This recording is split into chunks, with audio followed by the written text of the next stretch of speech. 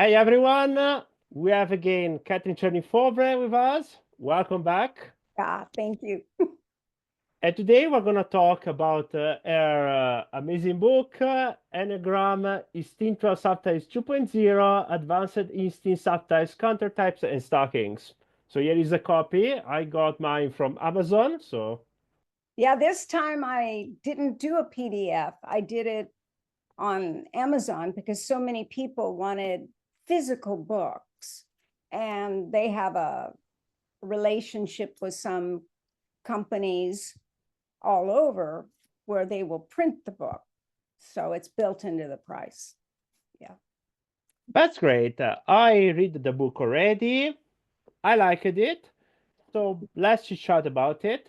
So one thing that might be interesting for viewers is to learn more about the errors in dissemination diagram for starters. Naranjo liked to explore ideas. And when I met him in 1996, he said that he stopped teaching for 24 years because of the misinformation and the conflicts that were occurring in the community. And he didn't teach in the US literally until this training, this SAT intensive in Boulder, Colorado in 1996. And I had the good fortune of being able to get in. Now, I'd seen him speak, but it's very different spending a 10-day intensive versus just a presentation. He explained that prior to 1996, he'd never taught the full set, that people were taking what he'd said a little here, a little there, and then making it like the truth. But he said some of them weren't quite right. And he didn't teach people in large numbers. He would work with groups, especially in psychoanalytic groups. But he didn't teach then for 24 years. But after reading my research, he said it was 100% accurate and that it had filled in the little areas where he wasn't so certain. Naranjo really liked my research because it validated that he was the seminal force, that it all came from him because he wasn't given attribution. It had been mistakenly attributed to Achazo. And he also liked that of the 27 examples of the subtypes, he hadn't worked them all out. But because I had worked at that time with about 1,200 people, and I had every single combination, he felt it filled in things for him and wanted to teach the subtypes, which he had not planned in that intensive. But he wanted me to add my research throughout as he covered that segment of the intensive. And I thought, well, sure. I was very happy to share it. I was still researching. And at that point, I had 2 years of research. But long story short, when I worked with people in the in-depth inquiry, I discovered that they had the Tritypes, I called them, 3 types. And because they had the idealized image, the core fears, and the defense strategies of 3 types, not just one. And it was very noteworthy. Even if they had a 4th type, because they couldn't decide, in a center, they still had one from each center. And they didn't know they were centers at that time. In other words, Naranjo didn't use Tritype back then. No, He had no. these buckets. That's what explains, for example, why Naranjo tried to attribute the counterphobic in sixes to the instinct, because often the sexual 6, for example, will have the 8 in the Tritype. Yeah. And so on. And so, since he didn't use Tritype, then he came up with the idea that it was the instinct, the main decider. Actually, is the gut preferred in the Tritype that influence more. And then, yes, the sexual is often more with 8, and so on. Yeah, a sexual 6 and have 8 in the Tritype. They're very easy to spot because it's congruent. But what happened is, okay, so one thing is that when I asked him if he considered that to be true, that there was a countertypes for all 9 types, and that there were 3 and they were in a stacking order of significance. The first being the most stereotypical example of the type. And then the second and third were countertypes, but the one was more atypical than the other. And so when I asked him initially, he thought I was saying, is there a counterphobic of each type? And then he was saying, no, people have asked me that for years, and the phobic is only for the head type. And I said, no, I'm not talking about that. I'm talking about they would be counter envy for the 4. So in each case, it would be counter the issue, not phobic. And he said, oh, that he'd never thought about that. And so he wanted to know what I thought as we went through each combination.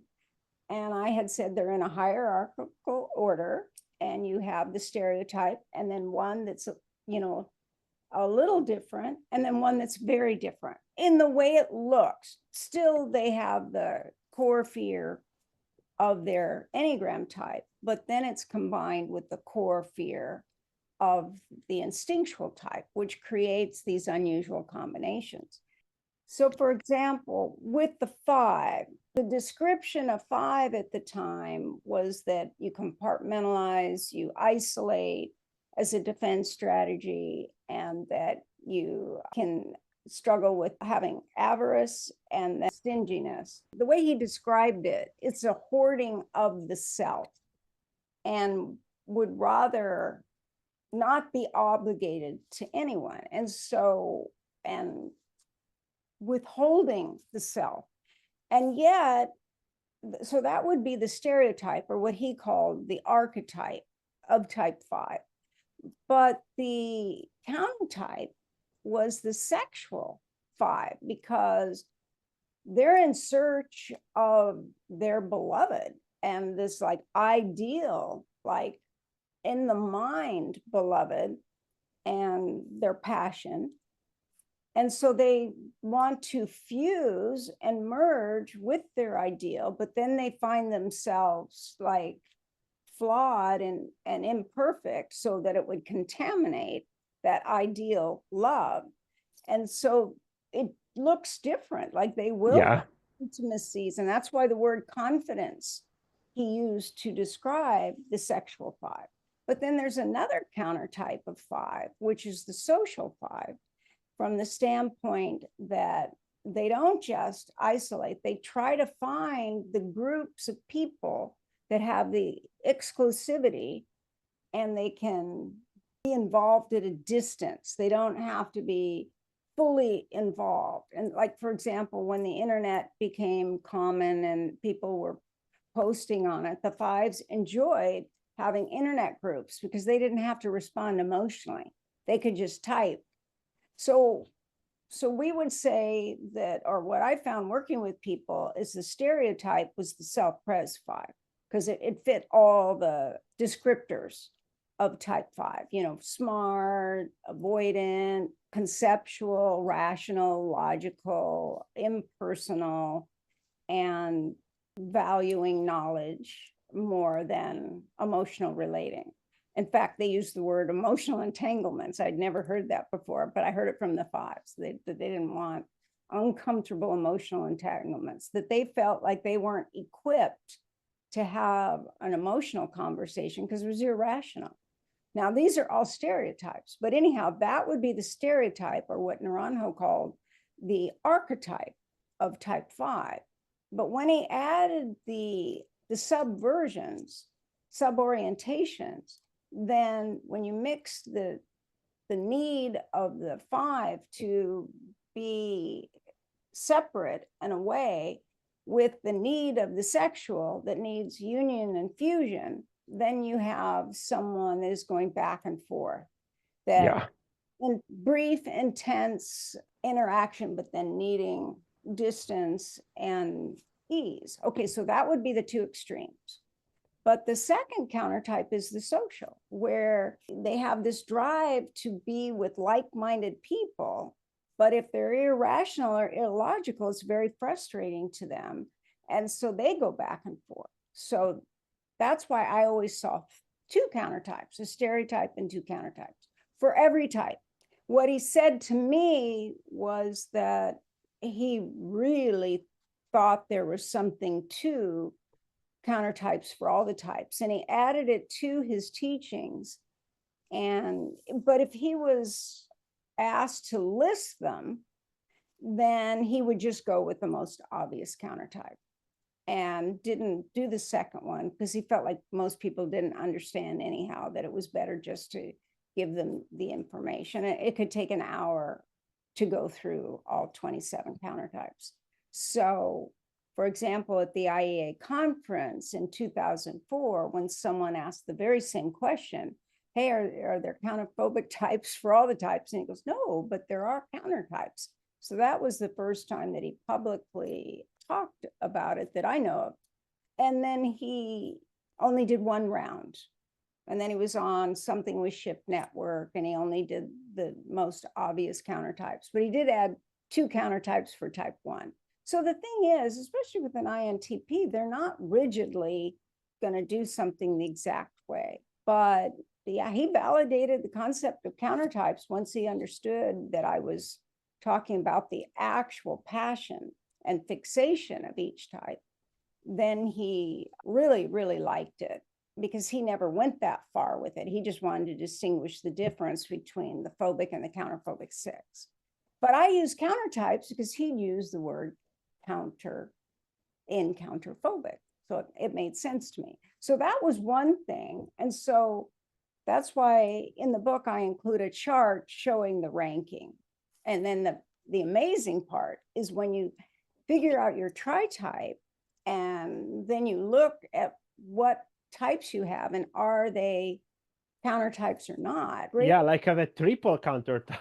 Yeah, you have two primary countertypes, meaning the sexual 5 is like the exact opposite of what we think. And then the sexual 4 is exact opposite. So it's feistier, 5 and 4. Yeah, like more 8 than an 8. Yeah, in so a way. You have two countertypes. And then your sexual 8 is a secondary level of the countertype of 8. So, for example, it's positioned third, but it's still a countertype because I'm a sexual 8 and I can explain it to you. There's a very difficult tension between, again, wanting autonomy, do your own thing, no obligation, nothing limiting you. And then this sexual instinct that wants the union, fusion, the one, to have the possession of that total devotion and loyalty so I can let down my guard and surrender control. So, well, how does it work? Kind of like with the sexual 5, you go back and forth. Like, yeah, and the other typical thing that I have, that I'm actually an ENTP and MBTI, which is less common to see an ENTP 5. And usually the description you see in the community are the ENTP 6. Yes, yeah. And the INTP is the 5 most commonly. But obviously working with so many people now, just thousands of people, I've seen atypical combinations, and I cover those in the course I taught with Joyce. Yeah, and when an ENTP is a 5, in my case, it creates a social ambiversion. I mistyped the first two introvert. I thought before to be an INTJ, then an INTP. Then I realized, no, it's not an ENTP, also thanks to you, and I corrected the typing. It's less common. Yeah, some people think, oh, wow, this is now so complicated, I'll never learn it. But it's actually the opposite. In the very beginning, if you're considering a type in each center and then ranking the 3 types in each center, it's easier for people to be open to their actual type, especially the 6s and 9s that are unconsciously pushing down the defense strategy of their type because they don't want the core fear of their type. So like the 6, revealing anything about their insecurities or they're uncertain about or what they worry about would make them feel at risk. that they could be targeted, that their vulnerabilities could be used against them. And so the defense is, I don't have them. And because they have a fear of fear, they don't even know that their preparation and need for control and doing it a certain way is to make sure they're not exposing their jugular, their vulnerabilities. And so they don't realize it. And the 9, on the other hand, is trying to still hold their connection to all 9 types. So it's very natural. And they both have indecisiveness as a part of their defense strategy. And we could see it as pondering or being open to checking it out. So they just take longer typing, but it's the 9 who sees all points of view, but remains unconvinced by any. So that's why they take longer. And the Yeah, so they go like, I can do this, I can do that, I can do that too. Yeah. but they're saying, I also do that. They're Yeah. adding. Whereas the 6 is cutting away, like, oh yeah, I can't be a 6 because I'm not dutiful. They'll take one word. And it doesn't work that way. It's archetypal with the types. And if you understand how Naranjo added the adjectives to the types and described them, it makes sense. I asked him, how did the types emerge? And I wanted to know, how he and Echazo looked at that, and that short period of time when he was a student of Echazo's and was adding what he knew from psychology. And I think I've mentioned that most people don't realize all the research that Naranjo was involved in the 70s, the top universities that were doing personality research, which was a new thing in the early 60s. He was at Ohio State and studied with the leaders there. He had a scholarship, very wonderful scholarship to Harvard. So he was there. He was at the University of Michigan. He was at UC Berkeley, UC San Francisco, UC Santa Cruz. So, and the Couples Institute via Stanford.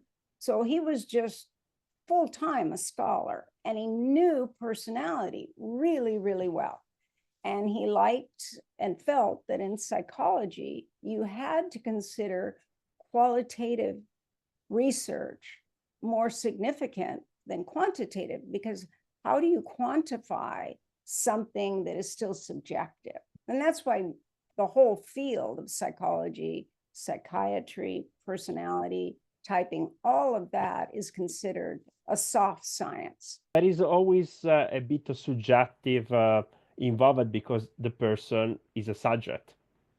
Yeah. So then what he did is, after Echazo had named the mental preoccupation of each of the 9 types, so the mental fixation of the 9 types, then Naranjo took all the research he'd ever learned over his entire career and these formulas of 3 and these research studies, and trialectics was coming into being at this time because of integral work, and that was Echazo's really main focus. He was a philosopher and he worked with trialectics. So he added that word really to the Enneagram, trialectics. But a lot of people don't realize that everything's built on patterns of 3.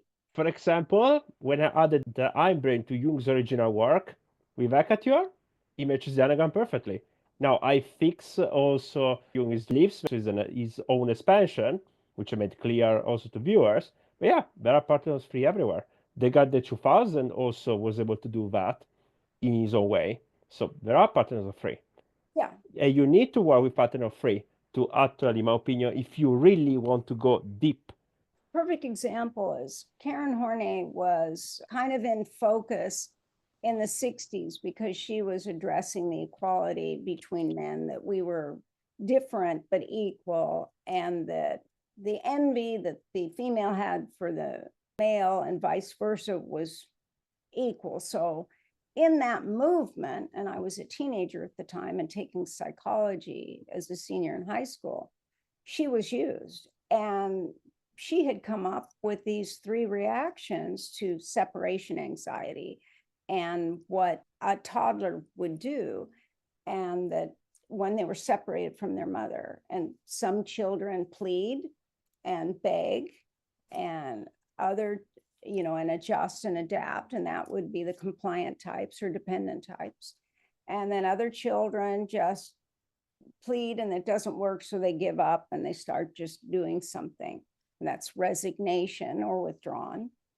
And then other children would just push these little cardboard bricks that kind of made a wall away. And then those were the aggressive or the assertive types. And so, for example, he loved Karen Horney. He even dedicated one of his books to her work. He also liked Sheldon's work with body type. And so he then put Sheldon's work mixed in with these buckets. And the way he described it is he had 9 buckets, and he was trying to figure out what traits, qualities, characters, and characteristics would go in each bucket. And he did modify them or explain them with these different factors. And some, if it didn't work, he dropped it. And that's what people don't realize, because if they made it concrete, what he said, and it was one of the things that he realized, well, that doesn't really fit. They're aggressive, but also passive aggressive or what have you, like the 6.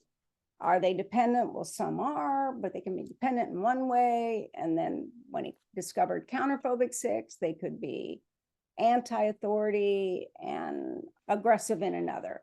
So he would modify it and explain it. And the same thing with the defense strategies. He took the defense mechanisms, but he modified them to match an Enneagram type. So he figured out which mechanism matched a type the most, and then he put it more into the language of Enneaspeak, so to speak.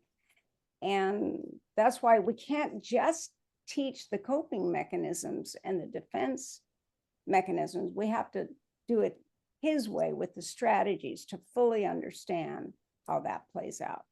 And he also didn't make a concerted effort to explain that to come up with your type, you have to identify the idealized images of an individual and their core fears. And then what he added was the defense strategy. Well, unbeknownst to anyone really, I had collected the idealized images and the core fears of people in a study I did when I was in the fashion industry, when I worked for Lancome Cosmetics, because I had to work with people at all levels, shipping, department managers, divisional managers. They sent me wherever there was a problem, and I love typology. So I got everybody involved. I go, I'm just trying to understand people. And, oh, you wouldn't do this? No, I wouldn't do that, Katherine. I go, well, will you do it for a cup of coffee? And I get people to fill in and go, your personality needs to be represented. So I had like 1,200 people participate all across the country from all these department stores. And then if I still had personality types missing in my mind, I would go in search of them to see what they would say. So he didn't know about that. And I didn't understand that he'd added the defense strategies in that way. But when I first discovered the Enneagram, it was fascinating that these clusters of types with the idealized image and the core fear match the Enneagram types perfectly. And more so maybe with one instinctual subtype than another, but I just put them together. And so what I'm trying to say, especially with trialectics, is that those of us that knew Karen Horney's work immediately wanted to apply it to the Enneagram. And at an early kind of meeting, there were a number of us talking about the dispute between which 3 types were aggressive. And most people thought that the aggressive types were the 8, the 3, and the 1. And I just said, well, but the whole system's built on trialectics. So you have to have one from each triad. And then, so then I asked them, well, what type do you think in the head triad is the aggressive type? And then they all agreed type 7. So if in doubt, when you're trying to put a pattern on the Enneagram, you have to follow kind of the concept of trialectics, because that's what it was all built on. So I'm just trying to say that if we know all the facts or more of the facts, then we're going to have a meeting of the minds, and we're going to understand why some things changed, some things didn't. But yes, there were important errors in the dissemination of the Enneagram. And I've talked about integration, disintegration quite a bit. But for those of you who don't know, anyone that teaches integration, disintegration, or stress and security is of the mind that when you're healthy, you move to one line, and when you're unhealthy, you move to the other. And that was a thought that was incomplete. And Robert Oakes from Loyola, a Jesuit from Loyola, liked the idea of sin and redemption. So he mapped it out that way. And then that became concrete Enneagram lore, so to speak. But we always go to both wings and both lines when we're healthy, and both wings and both lines when we're unhealthy. We don't. Yeah, absolutely. So, for example, with the 5, I notice positive, for example, both the 8 and the 7. When I read of this concept of integration, disintegration, I was thinking, one line or other, that doesn't make much sense to me. And the 5 to 7 positive is the synthesization of system. Yes, yes. Like, was I totally coming from an unhealthy place when I do all these research studies? I have access to 5 as an 8.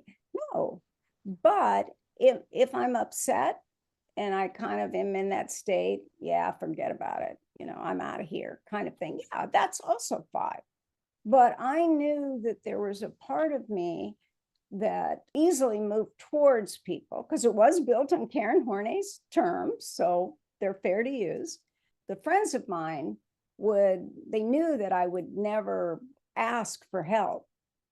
But if I had surgery or something, they'd just insist on helping me. And the way they explained it is that when I don't take care of myself, and like with the more tender emotions and the kind of that help that feels uncomfortable because it addresses weaknesses, they would just offer it, or just come over and say, I'm going to help you. I know you have a wound on your back, and I'll take care of it. But that is really the 8 in low 2, because I was creating a dynamic by what I didn't do or didn't say that meant they needed to step in. So we could say it's the low 8, low 5, and low 2. If you just look at the 3 types, and I just have the 7 and you have the 5, but we still have access to the other type because I have a wing of 7. And so that was an error in the dissemination, that we only have one wing. Like both. Just like one type was an error too, but it's what they knew. It's what all of us knew. I taught integration, disintegration, and stress and security. But the minute I worked with that first 1,200 people, I thought, no, they're giving stories and examples, and they didn't know what they should or shouldn't be saying. That was moving to both. So when I asked Naranjo, I said, do you think 1,200 people could be wrong? And he goes, no, they're right. I was misquoted. But as most of you know, most books have integration, disintegration. And it's true, but you have to look at always both each time. Yeah, both positive when it's up, both negative when it's down. Yeah, and he explained that to be our type, it's the tension between the 2 wings. So just like the tension between the lines, and that it was more significant, the type, than the lines, but it's more how the Enneagram moves around the system. And so our earlier wing And then the following wing is how we are managing problems. And we can get trapped in not knowing which way to go because we're considering both. But having said that, I ended up coming up with a kind of a wing theory, like to always consider both, and then using the lines to have access to the bigger picture. And then, but I found in my research before I knew about integration, disintegration being partial error, was that two things.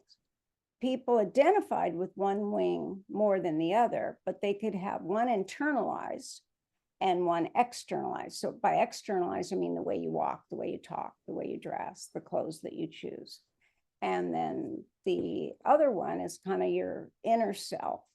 And then when I consciously knew that integration disintegration was an error, that it was incompletely disseminated, I discovered that really people were choosing based on their Myers-Briggs type. So if they were an introvert and they were trying to decide their wing, they would choose the wing that was more introverted, because all of us have one type more introverted and one type more extroverted as wings.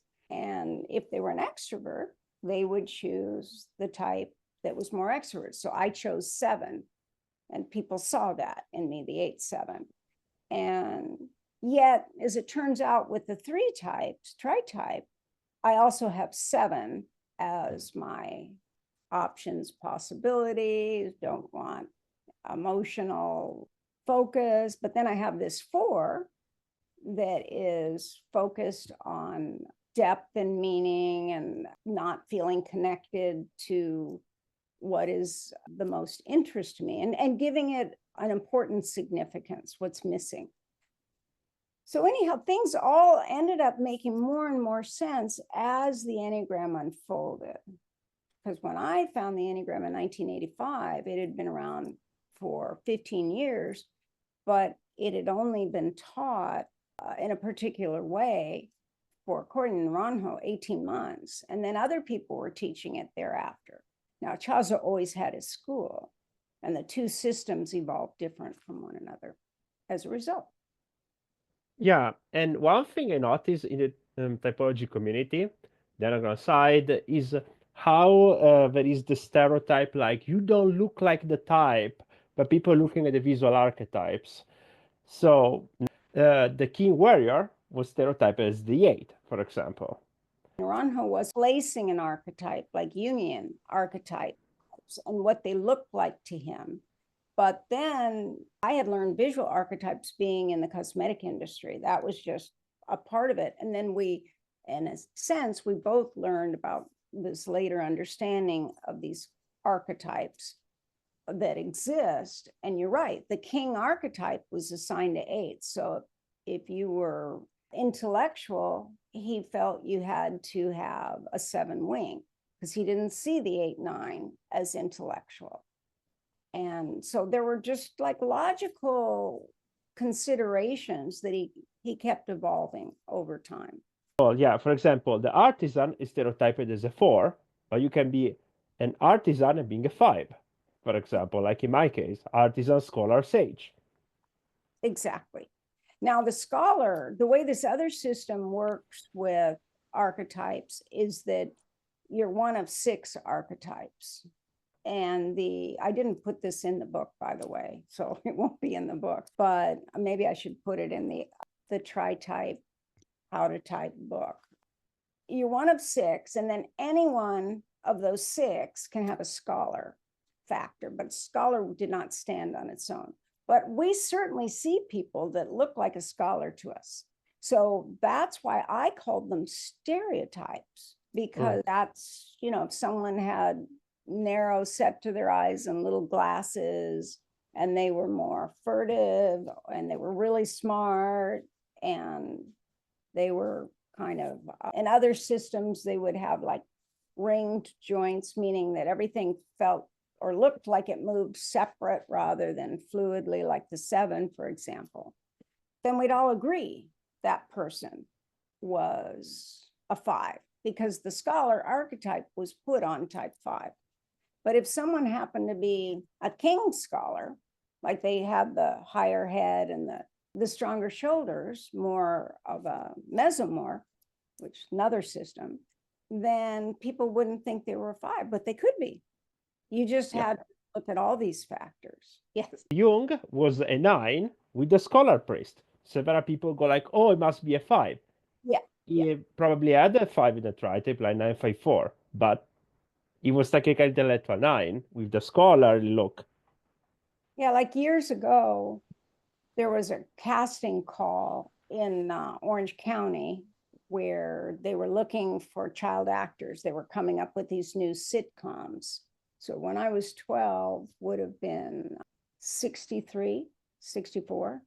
And my 3 brothers and I went with everyone in the neighborhood. It was the baby boomers. We were all there. But I was kind of bored. I was talking to people around me and I was talking to my brothers, and I just didn't think much of it. But then they chose me and my elder brother, who's a very affable, social 9, that he's kind of like the good guy that lives next door, that's easy to talk to and be around. And when they chose us, you don't even know me. And they go, oh, we've been watching you since the beginning. And I said, watching me do what? And they said, well, you're perfectly at ease talking to everybody. You talk to strangers, you talk to people next to you. You were smiling all the time. And that's what we're looking for, someone at ease. And like the tough girl next door, because I looked even more like this when I was younger. And I was a competitive tennis player, so I probably fit that even more. But I wasn't delicate, I wasn't willowy. And when they're doing casting calls, they're looking for archetypes that are really stereotypes. So if they need someone who looks really smart, they've got to look smart. You can't just be smart for a role in TV. So everything kind of makes sense. And how we type is really based on how much knowledge we have of all these different systems. Yeah, and often actors play better characters that have the same tritype. Yes, yeah. And they can win Academy Awards for it too, because they know that feeling of those 3 types and what would be the natural arc. Yeah. Yeah, one thing I noticed, for example, Aubrey Plaza is a counterphobic 6. I think she's the CZ3. She often plays, for example, characters that are like very like strong, sometimes villains, sometimes anti-heroes, whatever, boils down to the series. But often they're like counterphobic, 6-ish, 8-ish characters. She fit perfectly. When she goes in that casting, she delivers greatly. Yeah. If you put her in more too much softy roles, she probably wouldn't fit much. People don't do well if they're put in the wrong role. That kind of happened with Shirley Temple, where she had this incredible popularity as the song and dance, cute little girl with the ringlets. And when she went through puberty, she did not naturally transition as to then being, the young woman that could play roles of being seductive or having any range. So really what has to happen for men and women is when they're coming out of these child star roles is to then have an abrupt shift to their adult version. And most know that now, but years ago they didn't. So you were, okay, you're a child star. Okay, that's over. But some could make the transition, like Britney Spears. She went from being this Disney kid to then having a very provocative video as her first video, where she was showing both the teenager and seduction in that video. And so she never had problems with the transition. I don't know why I'm even talking about this, but that's how important archetypes are and what we communicate to others. So I knew a lot about archetypes because I grew up with a pair of grandparents that met in art school in New York, and everything was about an archetype. in terms of painting and what they did artistically. So that was kind of unconsciously drilled into my head, that this archetype, that archetype. My dad was just like my father, I was too opinionated, outspoken, direct, and to the point. And my grandfather said, you need to be more delicate and you should be the little princess of the family. I said, I want to be the princess. Okay, I'll be the queen. No, on second thought, empress. I'll go with that. I'll be that. And he goes, no, that's not what he was talking about. Because he wanted me to be more like a 4 in my role in the family. So it kind of bothered him as a 4 that I was more extroverted and like my father, who was an 8, and not like my mother, who was a 4. You need to be more like your mother. I wasn't, though. You can't. That would be like being in a trash compactor. And then when I did my first study groups and I had the 8s, the social 8s in particular said they felt like they were in a trash compactor, that they had to bring their energy in and be real small to fit into people's expectations. And that eventually they couldn't take it anymore. And then they do something inappropriate. But that when people expect them to be that way, they think they're a 3. But then when the social 8 then just acts normal, then people are like, oh, you aren't a 3. Oh, yeah, you're 8. It's not like a compliment. The same with me. Sometimes people, because I have the priest artisan archetype, and they would think, oh, yeah, you're a 3 or a 4 or a 7. I was given a lot of types. But then when they realized I was an 8, just being myself, and they go, oh, it was the same thing. It wasn't like, oh, you're an 8. It was, yeah, you're an 8. But it's really, Oh, yeah. people just didn't understand the inner world of the types. And so when people asked me where I got this information, it was interview after interview after interview after interview, 3-hour interviews, course after course after course. I went to everything. I kind of was in total excess. And if you hear the same thing over and over again from total strangers, people have not met each other, from different parts of the world, saying the same thing, even when English was the second or third language, it has meaning. And Yeah, exactly. I think that if there is a true pattern, like you're gonna see popping up, like in the abstract landscape, it's gonna keep popping up. Then different people might arrive to the same pattern differently, but it's gonna be that trail that you can arrive at. Yes, and that's what hooked me. The minute it was observable, the minute that people sent the same picture, or if it was a group picture, but they were going through the same magazines, obviously, but they were choosing a part that matched them. Like there was this one ad for children's clothing, and they had these little toddlers in clothes. And there was one toddler by itself with a cone on its head, and the child's like doing its own thing. Another self-pres sent me the same picture. They saw the same ad. And then there was another one where there was like 3 kids sort of parallel playing, but in the same proximity. And the socials sent that picture, and they didn't know the other people had sent it. And then the third one was 2 little children in high chairs kind of connecting, and the sexuals sent that picture. So come on, it's like, it's observable, and the language you can hear in the word choices. Now, the archetype can lead us astray. Obviously, if someone looks like a warrior, we could mistype them. But if we listen to what people are saying and how they describe themselves and what they visually identify with, it gives us a whole slew of information that we wouldn't have otherwise. And that's what I go by, is what was confluent and congruent. Yeah, makes sense. Yeah. So that's why with the subtypes, when I did the first research was 1994. And then I had like 500 people in. And then there was the Stanford conference. And I thought, oh, great. there are people from all these different schools of thought, most of whom who did not have the subtypes at all, because those that came down through the Jesuit line teachings, they did not teach subtypes. It was those that had been with Naranjo separate from the Jesuits. Because at first the Jesuits were not told that it was the Enneagram and that it was the system. Naranjo was running an experiment with Robert Oakes, and he wanted to see what scholars would do with this information. And so Robert Oakes was teaching a semester class that included these groupings.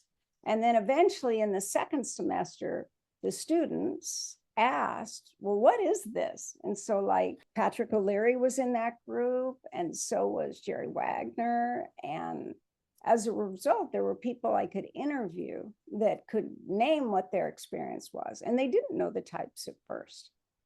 And then obviously there are other people like Anne who taught Ichazo's, courses, the 40-day course, the domains of consciousness, and all the different offerings to Eureka. And then you get a broader perspective, but each school has their own kind of focus, and they each added something really extraordinary, but they didn't necessarily understand what the others were doing. And so a lot of times people ask me, well, wait, how do you know what were the errors?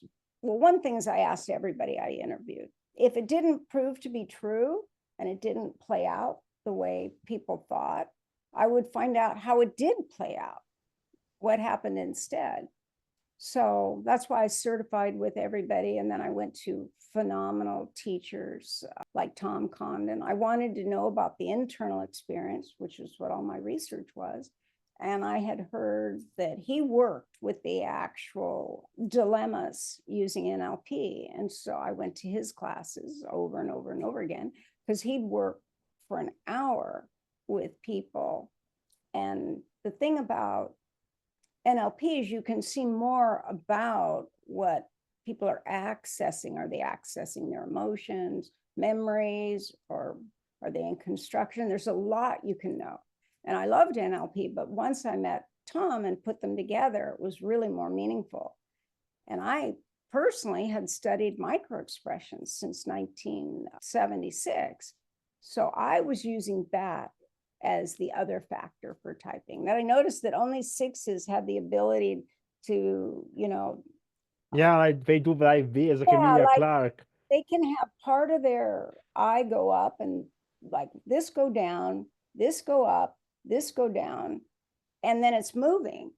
And no other type does that. You have to have 6 in the tritype. I wasn't trying to find that, but I, as a observational researcher and as a qualitative researcher, I just wrote it down. I just noticed, and then you look for the common denominators. And then, like gut types often have very straight mouth. It can even have a mouth that goes down. And with microexpressions, it's the muscles underneath. So if you're always using the expression of disgust, these muscles are developed. And like Chazo had these 9 points of tension on the face to recognize the type.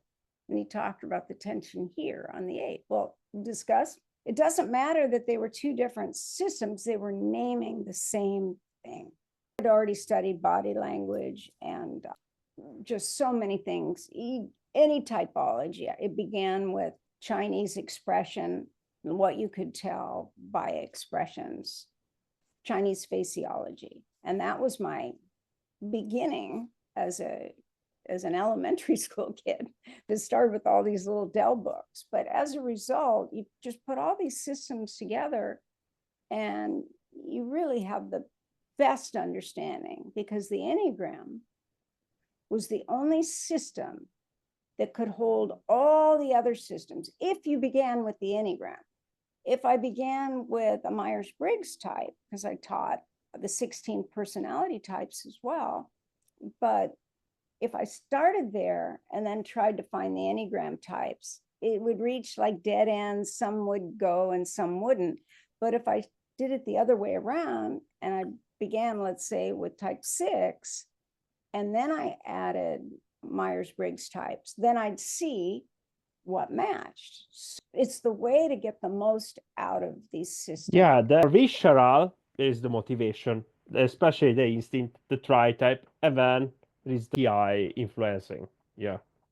And that's why people mistype, is that they don't realize that the Enneagram is based on motivation, not behaviors or identifications or conditions or circumstances. It's the overarching, the kind of the you that was always there as a child, as a teen, as an adult. And the types that have the most difficulty looking at motivations are the 3, 6, and 9, because they're the primary triad, because everything comes off of the 3, 6, and 9. Yeah, and often they will move more to the anagrams to systems that are more behavioral as a reflex of that, because they track more behavior. So they often will be more interested in other systems than the anagram. And the Myers-Briggs types are based on behavior, and they are the process style. But even that, if you look at the Enneagram type, whatever's motivating them is then what they're defending, because they don't want to experience the core fear that feels debilitating, feels life-threatening. It's irrational, but it's a defense strategy. And a defense strategy can't tell the difference between a real threat and a perceived threat. So that's why we're doing these all the time, acting them out, like looking at the perimeter, something far away, like what could be a danger that, gee, do I have time enough to get away from it, to climb high enough or hide better, or okay, I better not be downwind, I need to be upwind, or vice versa, depending on where you are. But all of that in our primitive form, we're doing unconsciously. And that's what Naranjo was trying to identify with the subtypes. So what he did is he took Echazo's 3 triads, which Echazo called the triads, instinctual triads. And then when Naranjo started teaching to honor Echazo's copyright, he went with a term already in the public domain, which was centers of intelligence. And the Enneagram symbol had already been used that way, and it was in the public domain. So he changed it. And instead of calling it proto-analysis, which was Echazo's work, he called it the Enneagram. And so we also have to understand why people are confused. Well, let me put it this way. Naranjo called this more primitive version subtypes because they were sub-orientations of the 3 centers. So if you imagine the 3 triads divided into 3, I don't know how to quite do that, but you get the idea. Well, and then of those 3 triads, there's a type in each triad, which is a variation on the triad itself. And then he took the centers in their primitive form, Echazo's 3 triads, and put them under each Enneagram type. It was masterful. It was really masterful. And that's how he had the 3 layers, that you have the primitive types, and then you have the ego types, and then you have the higher essential qualities. And it's relatable. It makes sense, but it didn't start out that way. It was only the passions and the virtues. It was just pretty standard that philosophers and people interested in religions or systems of working with the personality, they didn't have fixations. There were no holy ideas or holy virtues in that sense. But when Echazo and Naranjo added the fixations in 1972, all books are written as though it was always the case, but they weren't. Now, I can say that Echazo was working with the mental preoccupations. That was really his focus, was addressing those, kind of repetitive thoughts that we have. And he did it by the 3 centers and then by the 3 types within each center. And at the beginning, Echazo just give it the triad, not even tell the mental fixation, right? Right. That wasn't until 1972. And there's kind of disagreement on it, whether it was, the summer or fall of 1972, but everyone agreed it was not in the spring, if that makes sense. So those from Eureka don't remember. They just remember that when they first learned the Enneagram, they weren't called types, they were called points. On the Enneagram, they were given basically a triad and not a particular type. That all came later. With anything, things evolve. Yeah. And for example, with this book, I did the research for for a number of years, and I just carried on. And I collected everything that was available in earlier than 94, because from the very beginning I was interested in everything about the types. And I had Kathy Spieth's training manual from the course she taught at ITP. So I had the subtypes and I had charts, and I didn't have to unlearn anything because they were kind of via Naranjo, because she had dated Naranjo. And so that's where she got all the information on the subtypes, but they hadn't all been approved by Naranjo as well. And if it wasn't for Naranjo as girlfriend, we wouldn't be talking about the Enneagram right now. Yeah, probably. Yeah. So, and she didn't uphold the confidentiality agreement. So when they broke up, she started teaching the Enneagram. So I didn't have to unlearn it. So I was gathering her descriptions of the subtypes and any course that was taught. But I had all the notes, and everybody gave me their notes as well, because they knew I was doing this research. So I created like a 2-page document with bulleted qualities of a particular subtype. And then I didn't put the name of the person it came from on that 2-page document. That's the beauty of qualitative research. It's the discovery process. And then you have to check and see how true it is or isn't. And so when in like 2010 or 11, I took everything that I had started with and I removed things that didn't prove to be true from the descriptions of the types. And I left in only what was absolutely true. And then some people, they liked it that it was, on one page and it was clear. But then they said, oh, but when I wrote my notes, I left in things that I liked about the types. And I go, what did you leave in? And what they left in had proven to not be true of that type, but maybe true of another type. So that's an important thing. That another case in point, Naranjo said to me, Katherine, why do you think people who studied with me in the SAT groups, who were never taught integration, disintegration, why did they years later add it to their work? I didn't teach them that. They should have known. And the social 5 can really want to ponder those things, especially if they are a 549. But I said, well, I have a guess. And he said, well, what would that be? And I said, well, if I was studying a topic and I had studied with you and there were no books, and then all the books came out with this concept of integration, disintegration, I would assume that you added it later and added to my book, except that I'm not that person. What I'm going to do instead is I'm going to check it out and see if it's true. I would probably have contacted you, but I didn't learn it that way. And he said that made sense, actually, because Alexander Maitri and Almas were in his first SAT groups, but according to Naranjo, they never were introduced to the subtypes. So everything kind of came from all of us that were enthusiastic about the system, is a better way to say it. Yeah, it's the classical game of broken phone, happened even with Jung as well, with people misunderstanding Jung and then started to spread misinformation and it became like a wildfire. Yeah, same thing.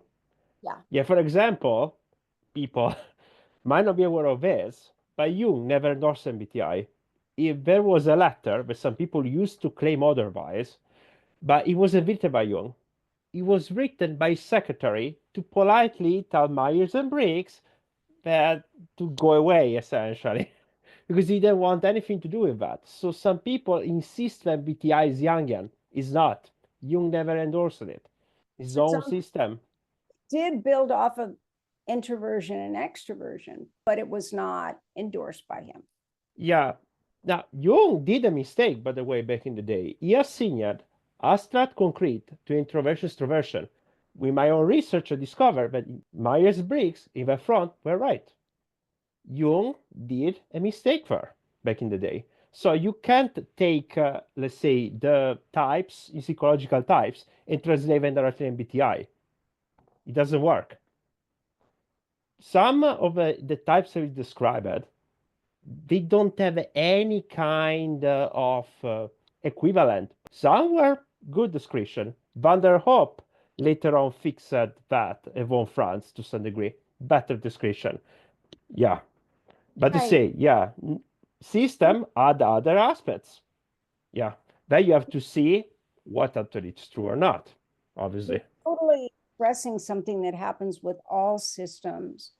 And for example, even the description of the ENTP sounded like type 7, and that's still universally pretty accepted. But the problem is the 6s that were the resistant kind of counter system 6 that's argumentative, trying to prove their point, was added to the ENTP as a general term, but it really only applies to the 6s because they're meant to talk about what they don't trust or the opposite perspective. Whereas the 7 is kind of just open and they'll just talk about things to enjoy it. And the same with the 8. We don't need to argue about things. That's your opinion. I've got mine. Yeah, with the exactly. With the 548 is an integrating tritype. So I like to explore patterns, and then with leading with the 5, I'm going to point. With my research, I noticed this pattern. The 6, what is this is a 3, would be argumentative just to be argumentative. Yes. And the problem is that everyone tries to build their own identity around their own work and to not copy others. So they might take a description and change it a little, but in changing it, they make it no longer applicable. And like ENTPs that are, other types that aren't a 6 or a 7 don't recognize themselves. But the way, as a teacher, I taught it in the 80s, it was that you're excited about all the ideas, that you don't need to have one view and you can see the pros and cons of all of them, but learning more is interesting. You're not shutting it down. But if you happen to be a 6, you'd want to know, okay, what's the truth? Now, can we hold it still? And the ENTP doesn't want to hold it still. They want to keep changing things. So for example, when I did my first research and I gave them what people were more comfortable with, the subtypes, and I introduced the tritype, but people had no orientation other than to realize some people just didn't fit the stereotype of any type. And they were disputed as to what their type was. And they didn't realize that Naranjo added the subtypes or why he did, because he had the same issue. There were people that just didn't fit a stereotype. And I told people, I go, okay, this was my first study. I immediately did 2 more follow-up studies to find out more. But I said, don't hold me to this, because this is a new system and it'll become more clear. In fact, more and more over time as I do more studies. But anyone that heard me speak in my first description of the tritypes might be fixed on that description. And I might have then added each year something new that I'd learned. But if they didn't learn that, they'd still be teaching it the way I started, which was the prevailing thought at the time was that your type was based on what you related to. And it wasn't stress that you had to have the idealized image and the core fear and the defense strategy, and that you had to use the passions and fixations. And as a result, most people were mistyped unless they just happened to have a real obvious archetype. And when I realized the importance of the idealized image and the core fears, that was clear in a totally different industry when I was interviewing people to make it faster and so that I didn't have to travel so much. There had to be some truth in it if 1,200 people could fall into these categories. And the people with the Enneagram world, if they didn't have subtypes, what do you do with an emotional person? What type do they end up being? So if you had the emotional 8 that happened to have 4 and 6 in their tritype, they'd be told they were a 6 or a 4. So that's why things did evolve, and with all these systems, and it's based on really how many of the systems we know, and do we know the changes? Do we know what became errors or were errors? Like people have done that with me where they misunderstood what I said, and then they posted all over social media that I said this, and I don't even know that they posted it, but I might get messages from the 5s that were saying, Katherine, why did you say that type 5 is like this? And I said, I don't say type 5 is like that. And they go, well, you did. I go, where did I say it? Was someone that caught the thing and then added his her own combination because That's the exactly description didn't sound like the person, and the person was actually mistype, and she didn't know. The 5 would go and find where I'd said it, and it happened to be on Personality Cafe in this case, where someone had taken my whole book and put it into Personality Cafe, but it had my name, and so people knew it came from me. But what happened is that new people to the Enneagram would read those, and then they go, oh, I'm that tritype, and I don't do that. I have that trifix, and I don't do that. And then they would copy the whole thing and then just take out the line. So it looked like it was still coming from me, but it wasn't. It had been changed. And the reason it's so important is that most people do not understand that it isn't just the 3 types you have. It's what happens when they merge. Like what Exactly. they're in common. Like what is a prevailing focus of attention. Like if you have 3 types that are fastidious and perfectionistic and methodical, and they need things in a certain order, like we would say an SJ in Myers-Briggs. But if it's in a tritype that is rigid and meant to be rigid because they're meant to contribute different things, then someone who wants to be that tritype and doesn't understand when the 3 merge, the focus becomes very deliberate, very single focused, and they're meant to do it. And they're great in technology. They're great in surgeries where it's just procedural, and SJs are also good at that. But having said it, if I'm a little ENFP that wanted to be a different Enneagram type, I would cross off anything that was really indicative of that merge. And it also, that merge reveals things you don't know about those 3 types because it's what happens when they come together. And so they were crossing off the very findings of the research, but they were going with their behaviors. They weren't understanding that it's the motivation and what defending that idealized image of being unemotional. So if they were emotional, they would cross off anything explaining the technical thinking as opposed to the emotional thinking. And one thing that I think is important to add is, for example, the 6 that's often stereotyped as sensor, but the 6 can be an intuitive. Oh, of And course. often the intuitive 6 as a combination of sexual and or the 4 and or the 8 and or the artisan visual archetype Right. somewhere like in the top 2 Right. of them.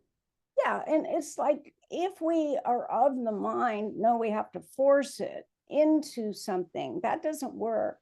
Like if someone said, yeah, they just didn't relate to their type, and I would want to find out, well, was it the way it was described?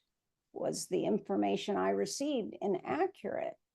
Or is it that they're using criteria that's different? And 99 times out of 100, they were basing it on things that weren't about that type or tritype. But occasionally it was something in the system or the way it was explained. And so I would change the wording. I would talk to people of that tritype and say, what would you think would be wrong with this sentence here with your tritype? And I checked all 3 instincts and a lot of people. And what was really great in the 80s and 90s and 2000s, even 2010s, there were many people willing to participate in the research because they wanted to know about the types. And they would say, well, maybe it's this word, because I wouldn't really use that. I'd use this. And I'd ask another person of that tritype, and they'd say the same word and again and again. And so then I would correct my part that was maybe making it so it was hard for them to find their tritype. But usually it was that they were tracking behaviors and not motivations. And so that's always going to be a problem with the 6 and 9. The 3s will recognize all the buzzwords of 3, for success and achievement and promotion and excelling. They'll recognize they're a 3, but they don't recognize the other 2 types in their tritype because they still aren't adaptable, part of the adaptable triad of the 3, 6, 9. But the 6 will be doubting and saying what they aren't, as I mentioned, and the 9 will say, yeah, but I'm also this. And then they just don't want to nail it down. They'd rather, well, I can just be someone that's all types. I go, yeah, that's the 9. You're right. Well, yeah, the strongest type in the Enneagram that's on top. Yeah. What used to make me laugh is that I would do the 3-hour typing interview with a 9, and then I would tell them their word choices. And usually they were let's say the 4, 6, 9 leading with 9. And they would start to understand that those were their 3 types, but then they'd book another session just to follow up and see how they saw it in their life. I'd give people what to think about. And then they'd come back for a second session and they said, well, you didn't seem to know what type they were, but I wasn't going to shove it down their throat or just say, you're this. I just wanted them to look to see if that was true. And I go, well, actually, I do have a hypothesis. They said, oh, well, what was your hypothesis? And I said, the 964. And that's especially difficult because you have 2 primary types, which are adapting. And then you identify with the 4 because it's a strong emotion. So it's recognizable. And they go, oh, okay. And then they understand it. And then maybe 3 months later, they book another session and saying, you still didn't tell me what tritype. And they're not doing it to be difficult. It's because they're keeping it open. And the 9 and 6 and 3 for that matter, they don't want to incorporate anything that they perceive as disgruntled, negative, or unflattering, because they need to be the all-around, good neighbor, likable person, boy or girl next door, man or woman that matches most people most of the time. So to take any word that is difficult is hard for them. But the problem is they make up such a large percentage because they're more 9s than anything, then the 6s, then the 3s, and then they slowly work out to the different permutations of primary types and hexad types, that it's only when you get to pure hexad that you have individuals that don't go along with what's more universal. But if you can see it unfolding, then it makes a lot of sense. But statistically, most people would have a 3, 6, or 9 in their tritype, and often one or more. So, and if you have all 3, it's really hard to know your type because you are, and your tritype, because you're adapting and seeing, well, I can do this, well, I don't do that, and you're basing it all on behavior. So it's fascinating. And in a way, I realized that certain types would be resistant to certain things they'd perceive as negative. But like, for example, 8 and 5, we accept what's negative. We go, yeah, okay, I can do that, but whatever. It's like you just kind of put it in denial, and they can't. So they will cross out things that are negative of all the types. And that's why they can't find their type, because they're not incorporating the other side of everything. But when you know that, and that it's predictable, like I knew that pretty early on, but then I'd known the Enneagram 9 years before I did the formal qualitative research, but I was still collecting data all the way through. And then, I discovered the Enneagram like this time 40 years ago, when I went to that workshop on symbols, and the woman next to me just happened to have studied with Kathy Spieth. And so she taught me the Enneagram, but it was actually a class on symbols. And if you like all these different things, you're going to take a lot of different classes. And my companies were paying for it. Each company, I built it into what I did to learn more about being professional and to be a good manager, because I had to hire, train, fire, develop, conflict management. I had to use all those skills. And so they paid for them. They didn't know the classes I was going to, but they paid for anything that was continuing education and being a manager. I just saw these patterns. And as how old were you when you first were interested in patterns and systems? It's good. Yeah. Read a lot even as a kid. So yeah, but Typology, it was more recent, around 2017 when I started. Yeah. But in general, patterns since a kid, always, as far as I recall. Yeah, exactly. And that's natural for a 5. And it's also natural for the sexual, believe it or not, because we'd think it'd be the social, because the socials are seeing different cultures, and the theme of when in Rome, do what the Romans do, but to fit in. And so that's really more the social subtype. And the self-pres is just trying to not have to be deprived of any of their resources or their physical comfort. But the sexual wants to go deeper and understand the meaning. And then what happened when Naranjo tried to explain the sexual, it was just, you don't have multiple roles. Like the 4 is choosing the role that will make them be elite, that makes their ego feel confident. But the sexual, the only role is desirability, and that you are the arbiter of how you want to be desirable and who you want to attract. So there's much more individuality, but a lot of type that was applied to the sexual instinct was put into the description of 4. And so it's easy for people that are 4s to think they're sexual, and sexuals to think they're 4s, because so much of the language is the same. But if we know that it has to apply to the triad, then it matters. So if you're a gut type, then you're really looking at then the instinct, which is a mimic, a lower expression of the heart center. Naranjo saw the triads as the higher ego type, and that instinctual subtypes he added were the lower id types, so to speak, of the same center.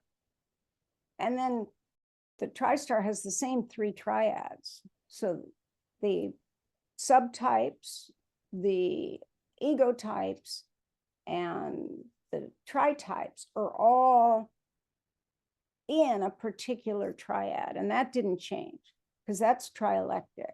But one's a lower functioning, the primitive function, and one is the ego type. And the tritype is just putting the three ego types together. And like, yes, you're up in the sector that we would call the gut center.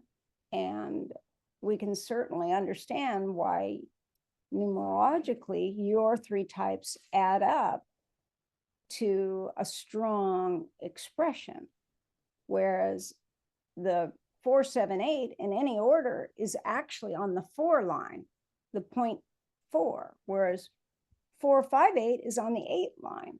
And then it explains why the 458 is trying to integrate knowledge and information to come up with, the most accurate and fluid example of information. And so the 5 itself is very more targeted and differentiating, but the 549 is more open and seeing all these variables coming through and then creating a new model. If you understand Tritype, you understand that part as to why some 5s are different from other 5s. And it's not just the instinct. Or like sometimes if I'm working on a project, people will say, are you sure you're not a 1? Because then I care about all the errors, and they still get through because it's not my primary focus. But they're addressing the fact that 478 adds up to, and reducing it to a single digit adds up to 1. And so there is a quality people are recognizing, and none of it's random. We just don't know what to call it until we have these systems.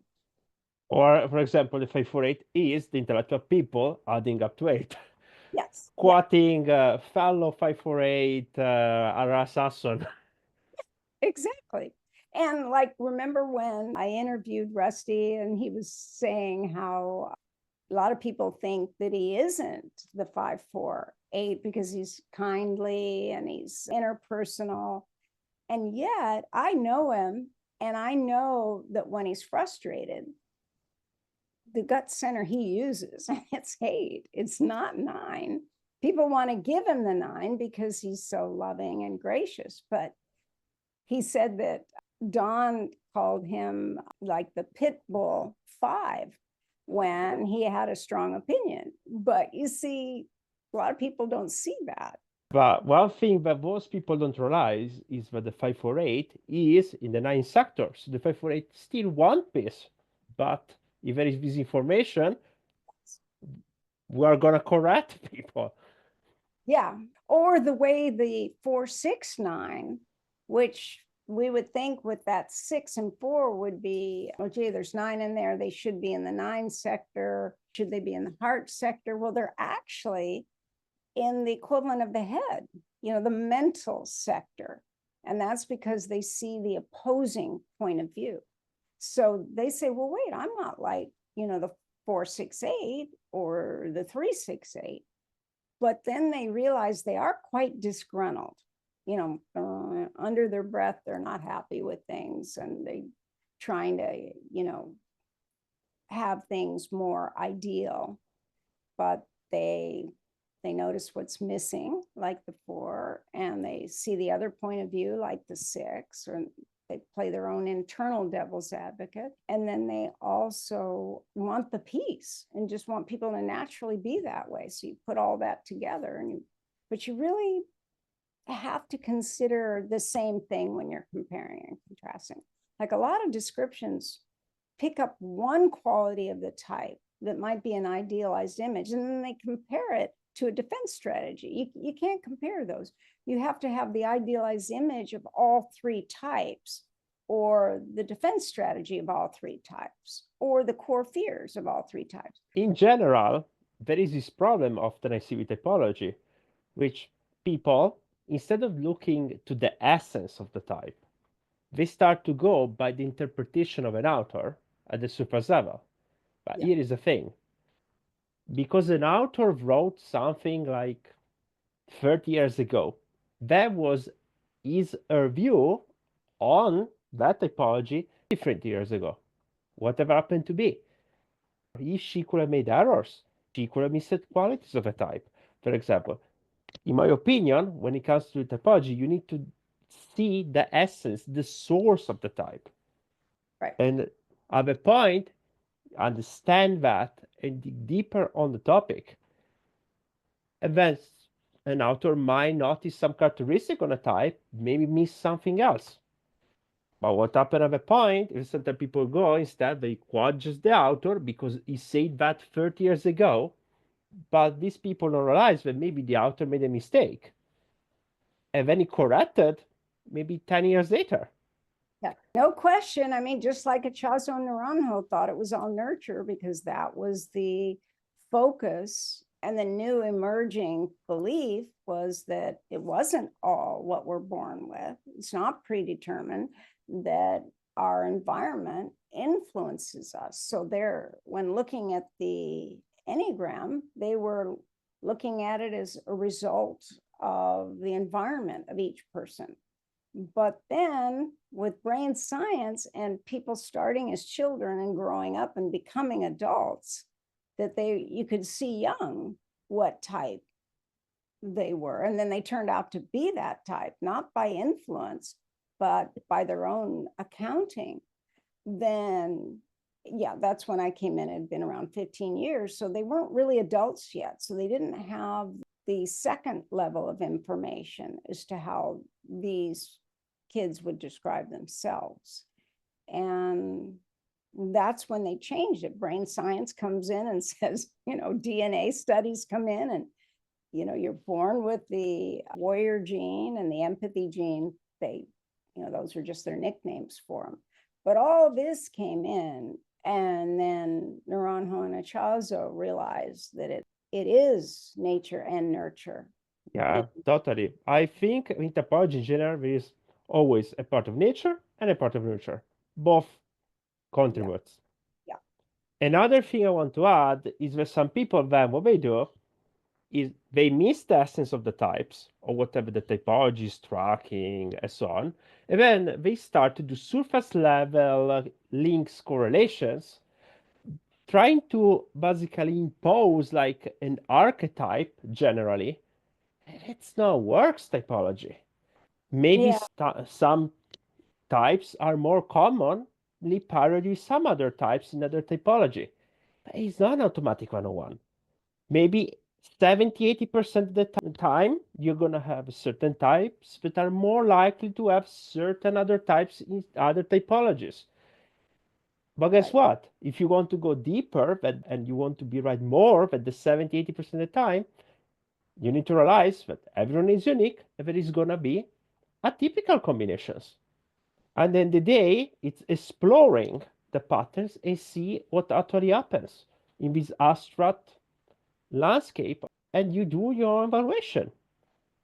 Some people instead want to just creating like, oh, all people that are like, for example, 9, let's say, must be this way, this way, this way, this way. Like all the population of 9 then now have the same Myers-Briggs, the same whatever type in other typologies. Absolutely not.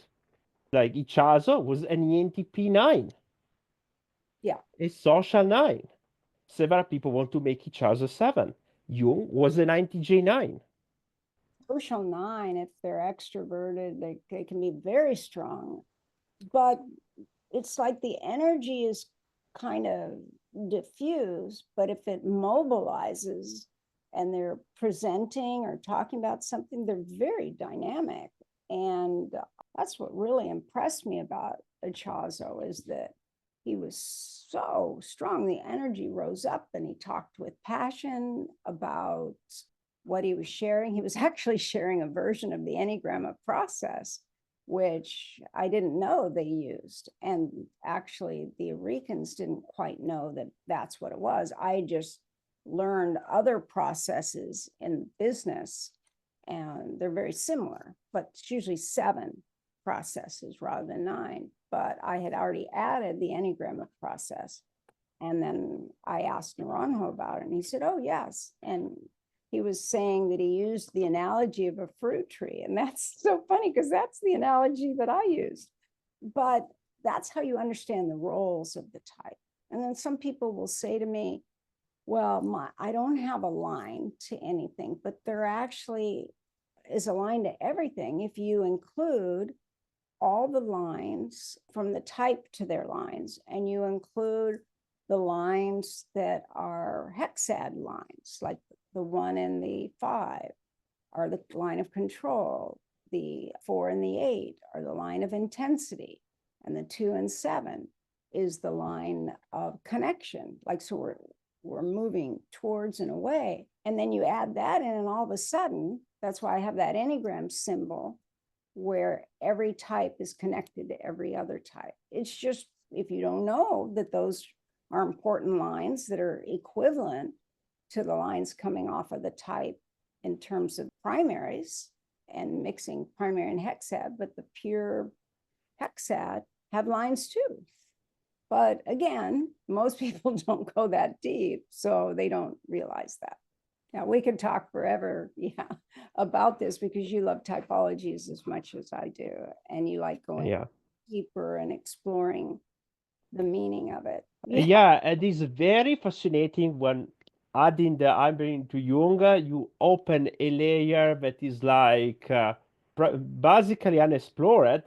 Only that the guy, the 2000, basically was able to also enter that, but you won't find anything about the guy, the 2000 online. So yeah, so discovering a lot of interesting patterns, dynamics, so on, that you can access if you add the Hindbrain to Jung's work. So. And explains a lot also in other typologies because I'm able to notice the actual processing of people much more accurately, and explains also why, for example, certain typologists structure their system in certain specific ways, and so on. And so I can access this data.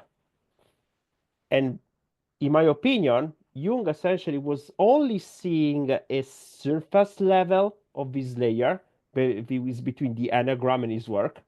And then, of course, these other typologies that build on Jung started to do a distortion. If you go back, you add the Hindbrain, you fix properly things where you sleep at, you can actually see these astral patterns there, and are very meaningful, in my opinion. Yeah. So with Hekatior, I'm having a lot of fun exploring this pattern. Yeah. And if you talk to us 10 years from now, we'll say new things, we'll add things. And that's the process of refinement, like the way I started with the test. So I made the tests for our 3, 6, 9s, and in particular, the 6 and 9, but mostly for the 6, because they're so frustrated through the typing process, feel like things are negative about them.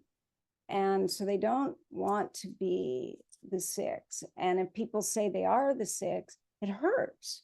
It really hurts them. It's not just that, well, they get angry and they say they're not hurt. But then when they go underneath it, they're hurt that they're not seen in a more reasonable light in their explanation.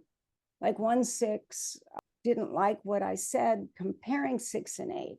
And I was just saying one is tentative and the other is decisive. But now if I'd used a more negative word for decisive, it probably would have sat better with the 6. Like, I don't think tentative is a bad thing. I just don't do tentative. But because this person had experienced being criticized for being tentative, then this person didn't like that word. And so I said, well, tell me what you would feel would explain the 6. And because that's how we learn the most, is by people knowing the internal experience. And then this person started a new thread, and they said things kind of negative about 8s, but what nobody's writing anything about it because 8s go, whatever, people have always been kind of negative about us. but it doesn't make us feel pathetic. But this person was describing the 8 as pathetic and the 6 is great. And what they don't realize is the 8 will just think the person's insecure. It's not like we think it's a better description, but it's hard for us to understand the internal world of the other types. But an 8 has denial. So even if you say something about us, we're going to just have a shield. Although if you misrepresent us, our intention, then you'll hear from the 8. And the 8 will attempt to say what is really true for them. Otherwise, we just say, well, that's their opinion, and you have a right to your opinion.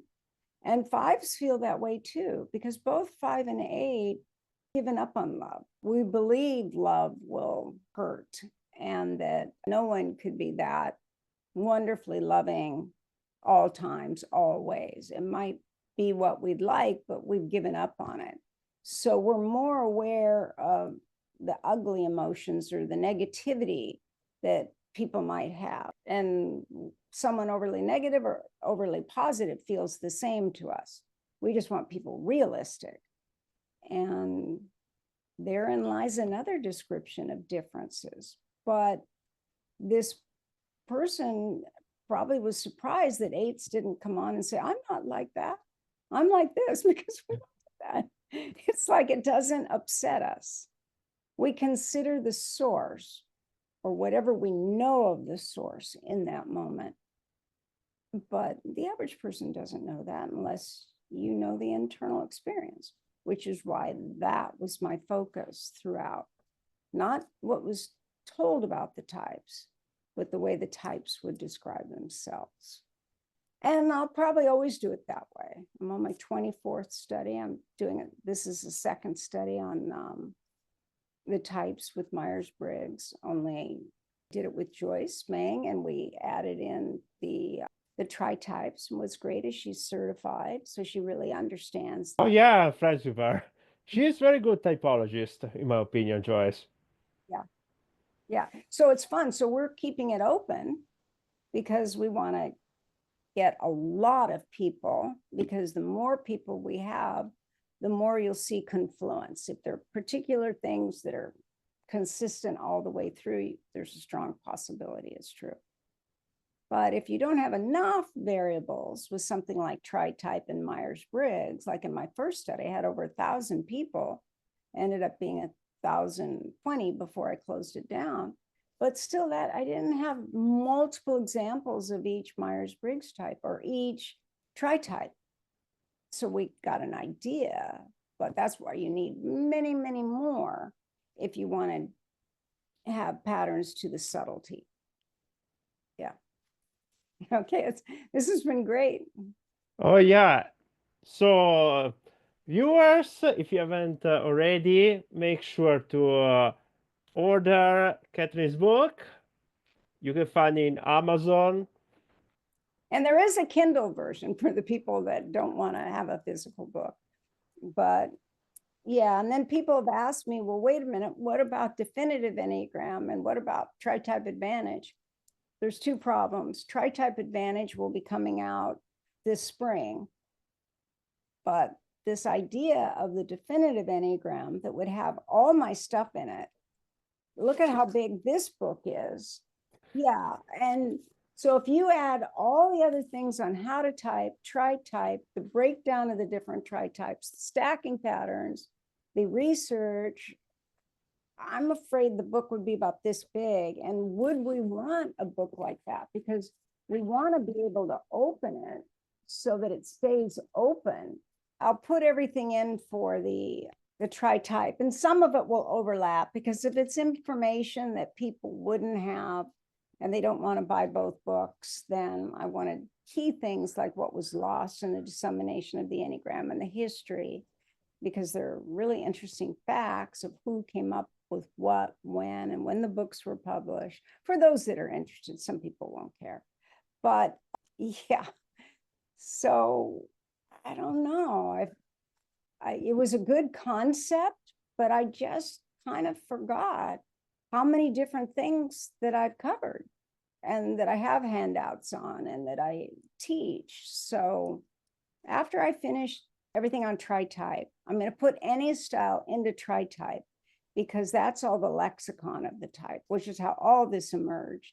And I'll add that to Tritype Advantage, and then I'll see. It'll have all the introduction to the Enneagram too, with the Tritypes, with the Tristar, and with the language. You can already see that this book is almost 400 pages. So we're already up there. Now imagine those two books together. There would be some overlapping, but I don't know. I could have just been my grandiose thinking as an aide. Oh yeah, it'll all work. No, we'll just put it all in one place because that's what I want. I want something all in one place. But with my bigger books, I would do spiral bound because if you're always opening it and turning it, you break the spine of a regular book.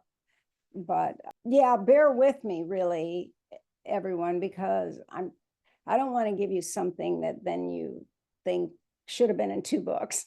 So it may be that very minimum you have to have 2 books to get most of what I do, because I have a whole 54 pages on what the original subtype terms were in 1994. But I was afraid to add them to this book. Was another 54 pages. But I was afraid people would confuse them with things that were true and untrue. And some of it was not true. And so I would have to go and put a red line through all the things that were untrue. Otherwise, it's going to confuse people. And who added what? You know, like I knew that the word catastrophe came from a 6, but when they were participating in the research, they didn't know that. So, and those things are so amazing. And like when people said what was missing, if they were a particular type and they were saying that something was missing that was also their line, I thought, oh, that makes sense. But then it turned out that was their tritype. But I didn't know that initially because I was finding tritype at the same time.